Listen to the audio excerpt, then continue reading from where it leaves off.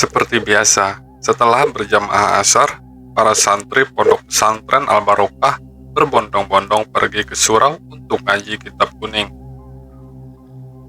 Kiai Muntako, pemimpin pondok pesantren, menabuh kentungan sebanyak 3 kali, bertanda kalau pengajian segera dimulai. Dia lalu jalan dengan santai menuju surau sambil menenteng kitab kuning. Di dalam surau itu tampak santri putra dan putri sudah berkumpul. "Assalamualaikum," kata Kiai Muntako. Semua santri itu menjawabnya dengan serentak. Kiai Muntako langsung membuka kitab kuningnya dan menerangkan bait demi bait makna kitab itu. Para santri sibuk mencatat apa dijelaskan gurunya. Di tengah-tengah pengajian, tiba-tiba Nurul bertingkah aneh. Dia tidak mencatat perkataan gurunya, melainkan diam saja sambil tertunduk. Pulpen digenggam dengan sangat keras, bahkan sampai patah. "Nurul, kamu kenapa?" tanya salah satu temannya. Nurul yang saat itu berkerudung hitam tidak menjawab apapun. Dia tetap tertunduk. Air liur tiba-tiba menetes dari mulutnya. "Abi, lihat Nurul," kata salah satu santriwati. Ia terkejut saat melihat kedua mata Nurul yang berubah menjadi hitam semua. Tidak salah lagi kalau Nurul ini kerasukan setan. Saat itu juga Nurul berdiri. Wajahnya dipenuhi urat yang menonjol berwarna hijau. "Astagfirullah." Kiai Muntako mengelus dadanya. Kiai muda itu pun bergumam membaca ayat suci Al-Quran. "Qul a'udzu birobbin nas, malikin nas, ilahin nas." Belum sempat dia menyelesaikan bacaannya, jin jahat yang ada di dalam tubuh Nurul berteriak, lalu mendekat ke arah Kiai Muntako. "Min syarri waswasil khannas, allazi yuwaswisu fi sudurin nas, minal jinnati wan nas." Nurul malah melanjutkan bacaan gurunya itu dengan suara besar dan menggema. Dia lalu tertawa terbahak-bahak. Santri berhamburan keluar surau. Mereka semua ketakutan kecuali Faisal. Dia adalah kakaknya Nurul. Dengan napas yang terengah-engah, Faisal mendekati adiknya. "Dek," kata Faisal. Intonasi suaranya sangat ketakutan.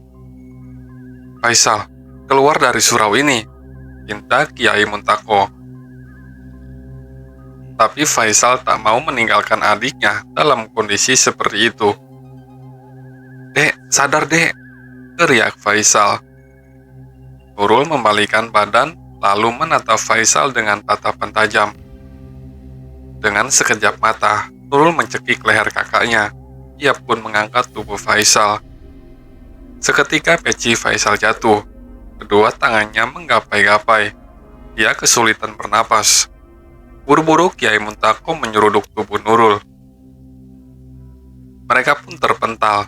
Faisal mengadu kesakitan saat kepalanya membentur tembok, sedangkan Nurul masih mengamuk. Kiai Muntako segera membaca kalimat-kalimat ruqyah di telinga Nurul, membuat wanita itu berteriak seperti kesakitan. Matanya melotot. Sesekali dia mencaci Kiai Muntako. Tidak lama berselang, tubuh Nurul melunak. Kedua matanya perlahan terpejam. Dia pun tak sadarkan diri. Kiai Muntako menyuruh Faisal untuk mengambil air. Buru-buru Faisal pergi ke dapur dan kembali dengan membawa segelas air putih. Air itu dibacakan doa-doa, lalu diusapkan ke wajah Nurul yang tampak pucat. Nurul pun dibawa ke asramanya. Sudah 2 tahun belakangan ini, Nurul sering sekali kesurupan. Ada jin jahat yang nempel di tubuhnya. Dia sudah beberapa kali diruqyah, tapi tak kunjung sembuh. Dalam sebulan, Nurul bisa kesurupan 2-4 kali. Penyakit kesurupan itu disebabkan oleh kakeknya Nurul. Dulu kakeknya punya ilmu hitam dan memelihara banyak jin jahat. Sekarang salah satu jin yang pernah dipelihara kakeknya itu malah menempel di tubuh Nurul. Padahal Nurul ini masih muda, umurnya baru 18 tahun, sedangkan kakaknya si Faisal berumur 24 tahun. Mereka berdua sudah 3 tahun nyantri di pondok pesantren Al-Barokah. Selama 2 tahun belakangan ini, Faisal selalu mencari cara untuk menyembuhkan penyakit adiknya. Namun tetap saja tidak berhasil. Adiknya masih sering kesurupan. Malam itu Nurul masih tak sadarkan diri di dalam asramanya. Dari tadi sore, Nurul dirawat oleh sahabatnya, yaitu si Ririn. Ya memang, hanya dia santriwati yang berani mendekati Nurul. Sedangkan yang lain takut karena Nurul sering kesurupan. Bahkan ada beberapa santriwati yang pindah pesantren gara-gara takut sama si Nurul. Tengah malam saat semua orang di pesantren itu tidur, Nurul tiba-tiba bangun. Cara bangunnya tidak wajar. Ia duduk begitu saja tanpa dibantu kedua tangannya. Nurul seperti dikendalikan makhluk gaib. Tatapannya kosong, wajahnya pucat sekali. Dia masih mengenakan kerudung warna hitam kesukaannya itu. Nurul menoleh ke arah Ririn yang sedang tidur pulas. "Ririn," panggil Nurul. Ririn pun bangun. Dia mengucek kedua matanya, lalu menoleh ke arah Nurul. "Kamu udah sadar?" tanya Ririn. Nurul mengangguk. "Rin, antar aku yuk," pinta Nurul. "Kemana?" Ririn bangun. Kini ia dalam posisi duduk. "Belakang asrama, cari kalungku. Kalungku hilang, Rin. Pasti jatuh pas wudhu. Itu kalung pemberian ibuku," kata Nurul. "Ya sudah, ayo kita cari." Ririn membuka lemarinya. Dia meraih senter dan mengenakan kerudung. Setibanya di belakang asrama, Nurul malah mematung. Dia tidak mencari kalungnya yang hilang. "Nurul," sapa Ririn dengan ragu-ragu. Dia mulai curiga kalau temannya itu kerasukan lagi. Nurul pun balik badan. Tampak wajahnya yang menakutkan sama seperti saat kesurupan tadi sore. Ririn menjerit ketakutan. Dan dalam sekejap mata, Nurul menjenggut rambut temannya itu, lalu menariknya ke atas pohon mahoni.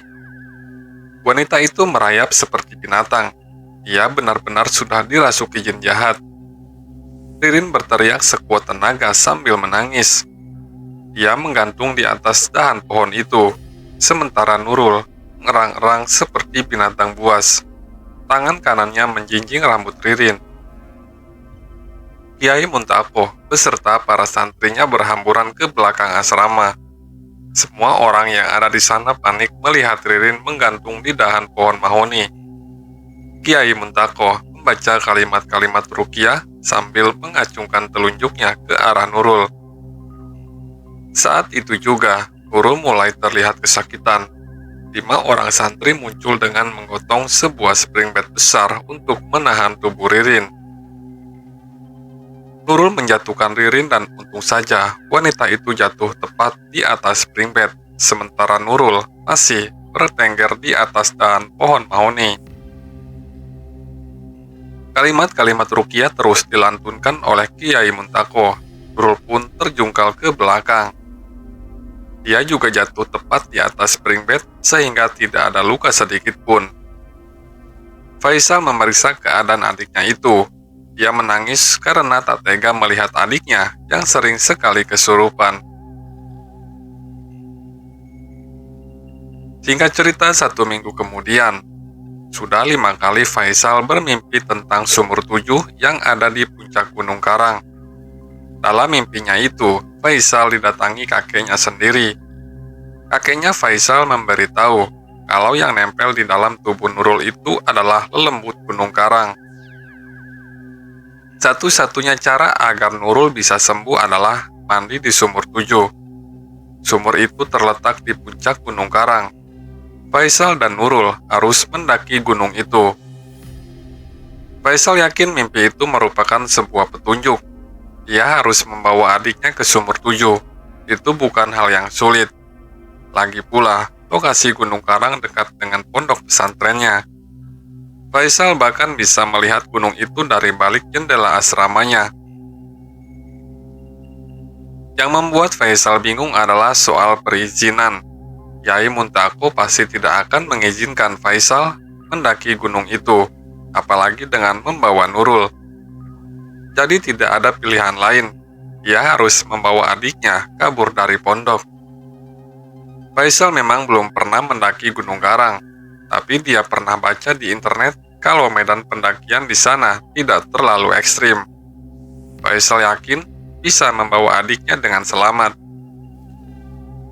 Faisal sudah merencanakan dengan matang skema kabur dari pondok. Saat para santri sedang berjamaah maghrib, Faisal mengendap-endap ke asrama adiknya. Kemarin Faisal sudah memberitahu Nurul agar tidak ikut jamaah maghrib. Nurul keluar dari kamarnya melalui jendela. Dia membawa tas gendong berwarna hitam. Begitupun Faisal, dia juga membawa tas yang di dalamnya berisi pakaian dan beberapa bungkus mie instan. Mereka tidak bawa tenda karena tidak punya. Faisal hanya berharap di tengah pendakiannya nanti dia bisa menemukan saung untuk berteduh. Mereka berdua berhasil kabur dari pesantren. Sebenarnya, Faisal tidak tahu jalur pendakian Gunung Karang. Dia cuma modal nekat. Di pertigaan, Faisal memberhentikan dua pengendara motor yang sedang melintas. Dia minta diantarkan ke kaki Gunung Karang. Mau masuk jalur mana? Kadu Engang, tanya lelaki gendut yang mengendarai motor bebek. Iya, jalur mana aja yang penting bisa sampai ke puncak, jawab Faisal. Nada bicaranya terburu-buru. Sesekali dia menoleh ke belakang untuk memastikan kalau tidak ada santri yang mengikutinya. Ya sudah, kita antar ke Kadu Engang saja, kata lelaki yang satu lagi. Dia berbadan kurus. Bayarannya berapa dulu? Tanya lelaki berbadan gendut. 100.000 cukup, tanya Faisal. Ya sudah, ambil saja. Lelaki berbadan kurus menyetujuinya. Mereka pun berangkat ke kampung Kadu Engang. Kadu Engang Sari ini memang menjadi jalur favorit bagi para pendaki Gunung Karang. Tak sampai 30 menit, mereka akhirnya tiba di kampung Kadu Engang. Hari sudah gelap. Faisal dan Nurul berdiri di pinggir jalan. Kita sebenarnya mau kemana, Bang? Tanya Nurul. Abang mau ngobatin kamu ke puncak Gunung Karang, Dek. Nanti adek mandi di sumur 7 biar lembut di tubuh adek hilang, jawab Faisal. Abang tahu jalan ke puncak? Tanya Nurul lagi. Kita tanya-tanya saja ke orang kampung sini, Dek. Ayo, Faisal menuntun lengan adiknya. Sebelum mereka masuk ke perkampungan, dari semak-semak muncullah seorang anak laki-laki yang umurnya kisaran 15 tahun. Dia menuntun seekor kambing. Anak laki-laki itu tersenyum saat melihat Faisal dan Nurul. Kalian dari mana? Tanya anak itu. Dari pesantren. Kami mau mendekati Gunung Karang, jawab Faisal. Malam-malam begini? Tanya anak itu. Iya, kamu tahu jalur pendakian di sebelah mana? Faisal kembali bertanya. Anak itu menunjuk ke arah barat. Sana, untuk sampai ke puncak, kalian harus melewati 3 pos. Faisal menelan ludahnya sendiri. Dia sadar, mendaki tanpa pemandu pasti nyasar. Begini, aku punya uang 300.000. Kalau kamu mau nganterin kami ke puncak, kami akan kasih kamu upah 300.000. Gimana? Tawar Faisal. Wah, serius? Anak itu malah senang. Faisal mengeluarkan uangnya. Ini kau pegang uangnya. Dia menyerahkan uang itu. Oke, aku mau. Kenalkan dulu, aku Acong. Aku asli orang sini. Aku Faisal, dan ini adikku Nurul, ucap Faisal tanpa tersenyum. Kalian bawa tenda? Tanya Acong. Faisal dan Nurul menggelengkan kepala. Gak apa-apa, ayo ikut aku. Kita ambil tenda dulu di rumah, ujar Acong. Acong ini memang sering mengantarkan para pendaki ke puncak. Saking seringnya, dia bahkan pernah dikasih tenda bekas oleh salah seorang pendaki dari Jakarta. Memang, tenda itu sudah jelek, tapi masih layak pakai. Setelah mengambil tenda di rumah Acong, mereka pun memulai pendakian. Acong membawa senter yang lumayan besar sehingga cukup untuk menerangi jalan. Medan yang mereka tempuh mulai menanjak. Acong jalan di barisan depan, Nurul kedua, sementara Faisal di barisan paling belakang. Dari kejauhan terdengar suara dengur babi membuat Nurul ketakutan. "Suara apa itu, Bang?" tanya Nurul sambil menoleh ke belakang. "Tenang saja, itu hanya suara babi," yang jawab malah Acong. Faisal menoleh jam tangannya. Dia lalu menyuruh Acong untuk berhenti. "Sudah waktunya sholat Isya, kita berhenti dulu di sini," ujar Faisal. Faisal lalu mengeluarkan 2 botol air dari dalam ranselnya. Ia serahkan 1 botol pada Nurul. Mereka berdua berwudu. Air di botol itu masih ada sisa. Faisal menyerahkannya kepada Acong. "Mau wudu?" tanya Faisal. "Enggak, kalian saja. Aku tak pernah sholat," jawab Acong. Faisal kembali menutup botolnya. "Kau tahu arah barat sebelah mana?" tanya Faisal ke Acong. Acong pun menunjuk ke sebuah arah. Saking seringnya ke puncak Gunung Karang, Acong sampai hafal di sebelah mana matahari terbit dan tenggelam. Tak lama kemudian, Faisal dan Nurul menggelar sajadah. Mereka berdua salat berjamaah, sementara Acong hanya berdiri di samping mereka. Sesekali ia menyorotkan cahaya senter ke belakang untuk memastikan kalau tidak ada babi hutan yang mendekat. Saat Acong menoleh ke Faisal yang sedang sujud, tampak Nurul berdiri di belakang Faisal. Ia tidak mengikuti gerakan imam. Nurul malah menghadap pada Acong sambil tersenyum dingin. Tatap matanya kosong dan terkesan menakutkan. Jelas saja, Acong kaget dan membuat senter yang digenggamnya jatuh seketika. Buru-buru Acong mengambil kembali senter itu dan saat ia menoleh lagi ke arah Nurul, kini wanita itu sedang dalam posisi sujud. Aneh sekali. Padahal jelas-jelas tadi Acong melihatnya berdiri dengan wajah yang mengerikan. Tak lama kemudian, mereka berdua menyelesaikan salatnya. Faisal dan Nurul memasukkan kembali peralatan sholatnya ke dalam ransel. "Tadi apa yang jatuh?" tanya Faisal. "Oh, itu senterku. Gagangnya licin banget," kata Acong berbohong. Dengan wajah gugup, sesekali dia melirik Nurul. Perjalanan dilanjutkan kembali. Cuaca semakin dingin. Faisal menyuruh adiknya untuk mengenakan jaket. Acong sepertinya sudah biasa dengan cuaca seperti ini. Walaupun hanya mengenakan kaos, Acong sama sekali tidak kedinginan. Di tengah-tengah perjalanan, Acong mendengar seorang wanita yang berbisik di belakangnya. "Acong," desis wanita itu. Sontak saja, Acong berhenti lalu menoleh ke Nurul. "Iya?" tanya Acong. "Kenapa ya?" Nurul malah balik tanya. "Tadi ada yang manggil nama aku," kata Acong.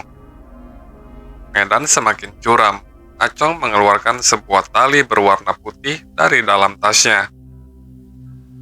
"Kalian pegang ini," perintah Acong. "Buat apa tuh?" tanya Nurul. "Biar nggak ada yang hilang. Kita semakin masuk ke wilayah hutan lebat," jawab Acong. Mereka bertiga saling memegang tali. Tak lama kemudian, Faisal minta berhenti. "Aku sakit perut nih.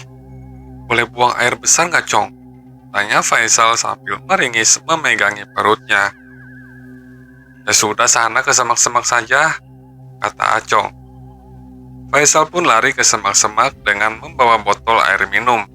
Tinggallah Acong dan Nurul. Mereka berdua sama-sama diam. Sebenarnya Acong masih takut dengan apa yang dilihatnya barusan. Wajah Nurul begitu datar dan menakutkan. 20 menit berlalu, tapi Faisal tak kunjung muncul.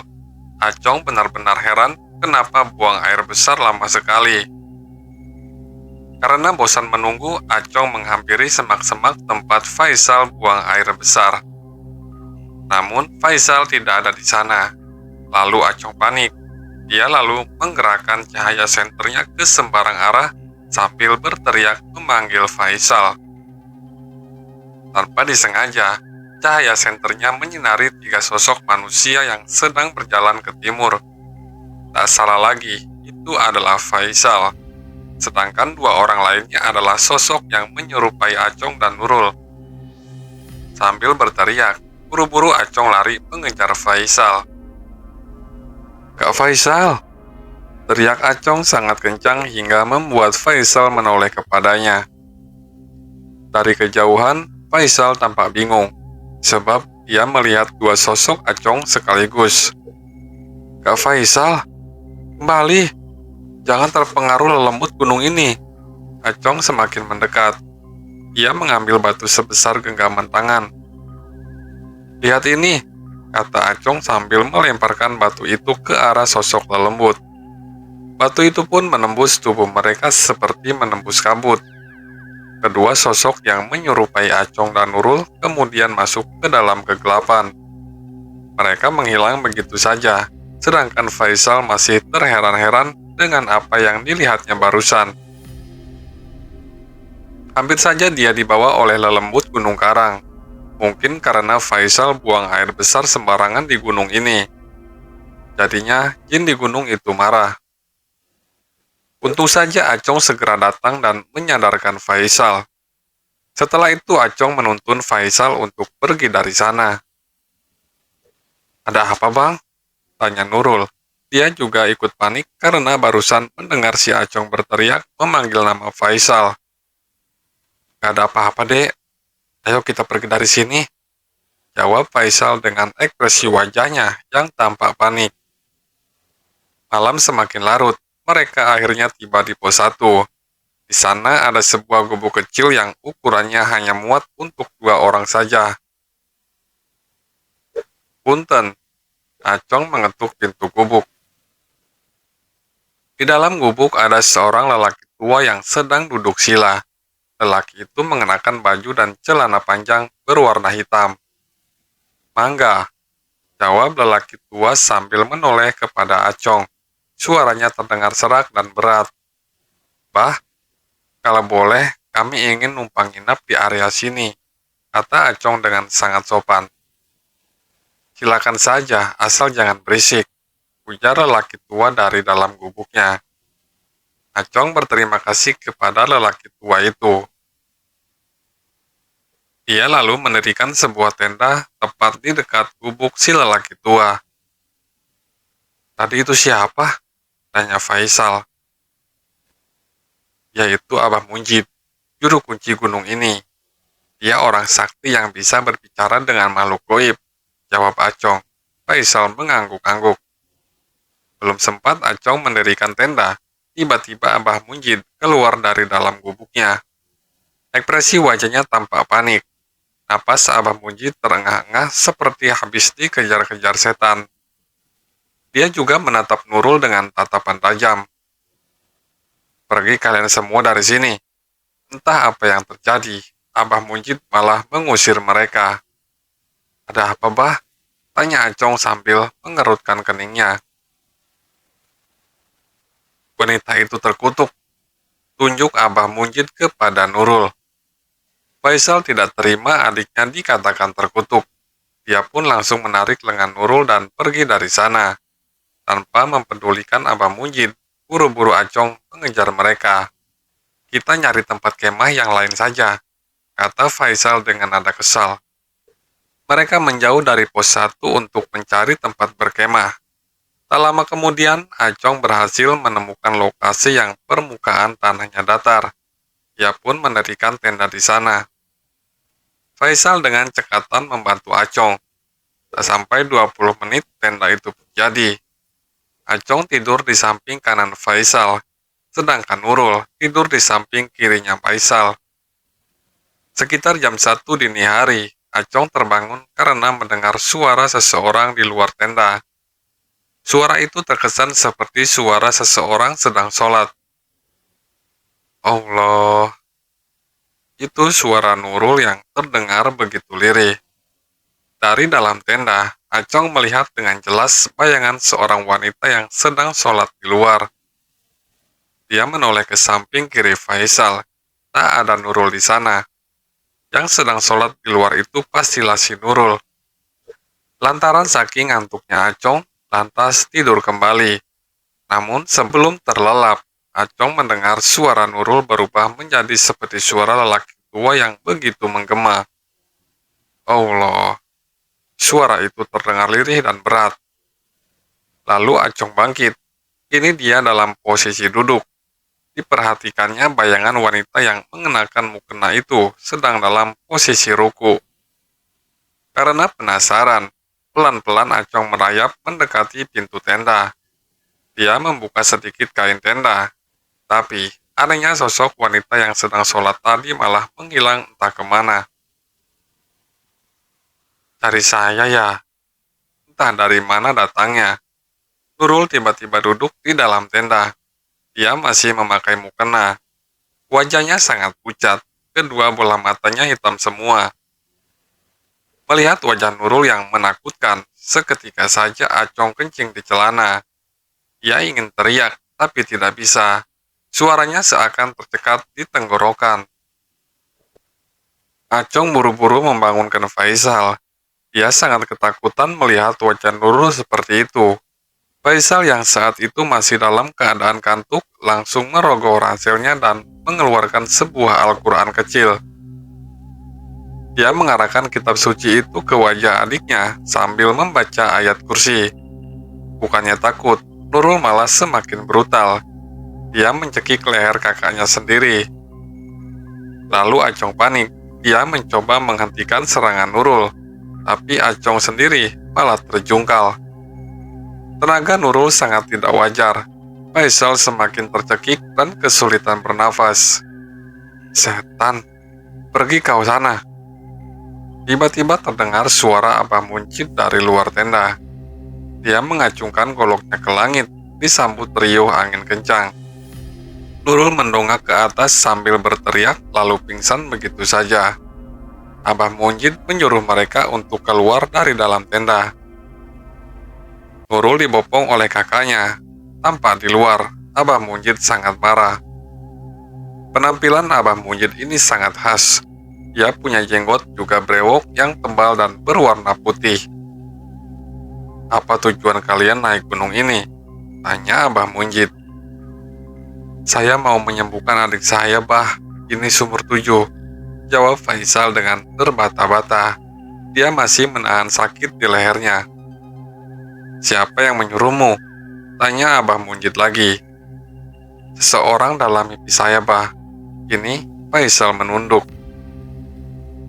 Cuy, percaya sama perintah setan. Abah Muncit meludah. Dia kesal lantaran malam ini pertapaannya diganggu. Adikmu tidak akan sembuh di sumur 7. Kalau mau sembuh, ayo ikut dengan Abah, katanya. Acong dan Faisal saling tatap. Sebenarnya Faisal itu tidak gampang percaya sama orang asing. Ikuti saja, Kak. Abah Muncit ini orang sakti, saran Acong. Dengan ragu-ragu, Faisal pun menuruti saran Acong. Sambil membopong adiknya, Faisal masuk ke dalam hutan, mengikuti Abah Muncit. Acong juga ikut ke sana. Dia jalan di barisan paling belakang. Tak lama kemudian, mereka tiba di sebuah lokasi yang sangat asing bagi Acong. Itu seperti sebuah lahan kosong. Di tengah-tengah lahan itu ada 3 batang pohon pisang yang diletakkan berdempetan. Baringkan adikmu di sini, pinta Abah Muncit. Faisal nurut saja. Adik saya mau diapain, Bah? Tanya Faisal. Aku akan mencabut lelembut yang nempel di tubuh adikmu, jawab Abah Muncit. Faisal dan Acong diminta menjauh beberapa meter dari tempat Nurul dibaringkan. Abah Mujid lalu berjalan ke semak-semak. Dia mengambil sesuatu dari sana. Ternyata itu adalah kain kafan yang sudah sangat kotor.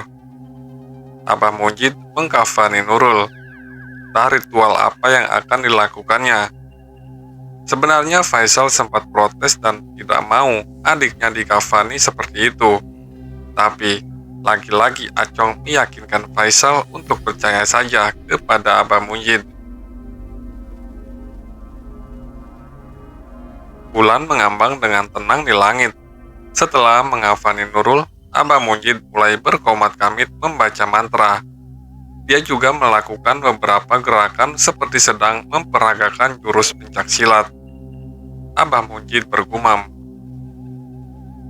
"Sukanta, ini pembalasanku untukmu." Abah Mujid mengeluarkan goloknya seperti hendak menusuk perut Nurul. Faisal buru-buru lari menerjang Abah Mujid. Namun, seperti ada dinding pembatas yang tak kasat mata. Dia malah terpental beberapa meter ke belakang. Acong tidak berani berbuat apapun. Dia hanya mematung dari kejauhan menyaksikan Nurul yang hendak dibunuh. "Kumohon, jangan bunuh adikku," lirih Faisal sambil terkapar di tanah. Pandangan Faisal kabur. Samar-samar dia menyaksikan Abah Mujid mengacukan goloknya dan hendak menusuk Nurul yang sudah dikafani seperti orang mati.